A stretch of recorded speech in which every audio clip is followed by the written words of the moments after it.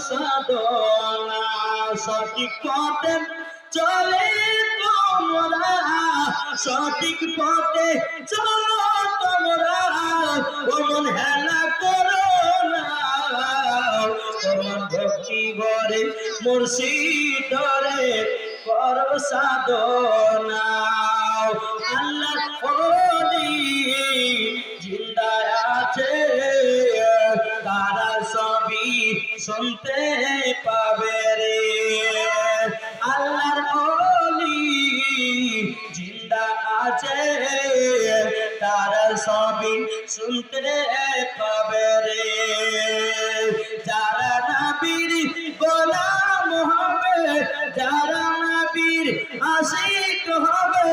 তারা মেনে যায় তোমার ভক্তি ভরে মুর্শিদ ধরে